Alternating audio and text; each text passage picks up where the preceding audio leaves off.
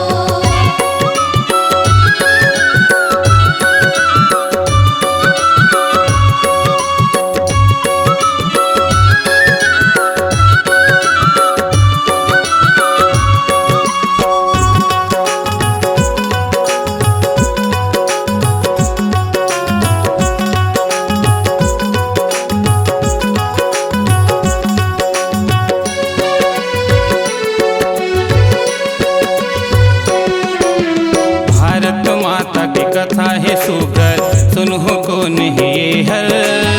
थान रूप पूजावत हावे भारत भर माजे हर भारत भर माजे हर माया भारत भर माजे हर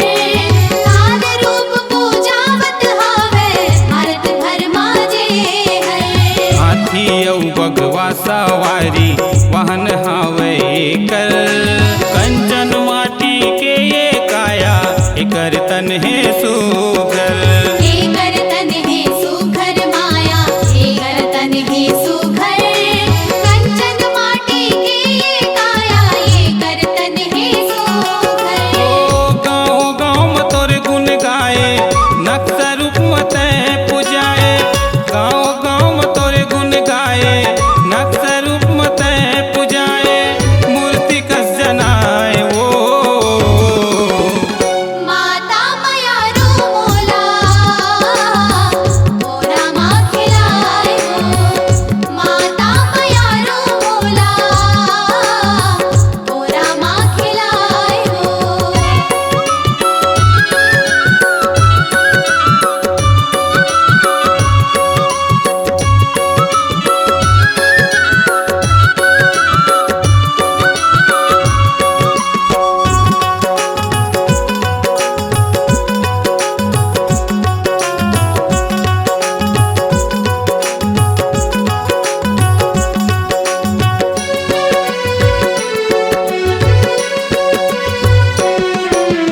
भारतवर्ष नाम है कर हवन जी हाँ हमार हे माटी चंदन बरोबर हावे सुघर पावन हावे सुघर पावन माया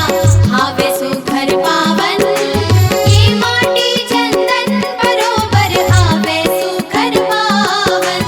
दुनिया भर के जम्मो देश ले हावे ये हा महान एकर कोरम जन्म धर के ऐसे हावे भगवान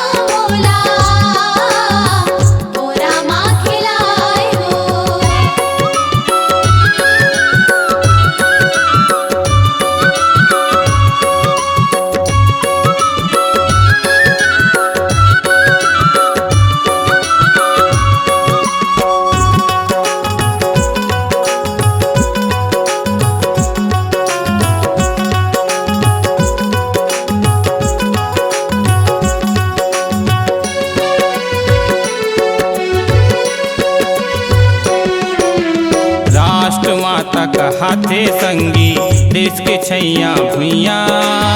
जेकर कोरम उपजन बाढ़ेन परो एकर पैया परोए कर पैया माया परोए कर पैया जेकर कोरम उपजन बाढ़ेन परोए कर पैया। भारत माता नाव है सोगर साबो देश ले बढ़िया हिरण्य गर्भ ले लाए उठाए विष्णु लक्ष्मी गोसैया विष्णु लक्ष्मी गोसैया माया विष्णु लक्ष्मी गोसैया हिरण्य गर्भ लाए उठाए विष्णु लक्ष्मी गोसैया। में चांद गुन लगाए तिरंगा लहराए में चांद गुन लगाए तिरंगा लहराए जसवैया दियाए ओ माता माया रो मोला मोरा माँ खिलाए हो माता माया रो मोला मोरा माँ खिलाए हो। भारत माता नाम कहाए कीर्ति जग भर में छाए भारत माता नाम कहाए कीर्ति जग भर में छाए थाने रूप जाए ओ माता माया रो मोला मोरा माँ खिलाए हो माता माया रो मोला मोरा माँ खिलाए हो मोरा माँ खिलाए हो मोरा माँ खिलाए हो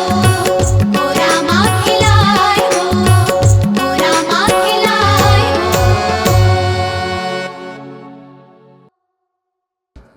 आपकी आवाज ही आपकी पहचान है। यदि आप अपनी आवाज को एक नया आयाम देना चाहते हैं तो चले आइए मल्टी ट्रैक डिजिटल रिकॉर्डिंग के लिए AVM audio video studio Khamtarai Raipur. Mobile number 9301523929 और 7869646201। यदि आप नए एवं पुराने गीत सुनना चाहते हैं तो avmgana.com में जाकर गाना फ्री डाउनलोड करें और YouTube चैनल में AVM गाना और KK कैसेट्स को सब्सक्राइब करें।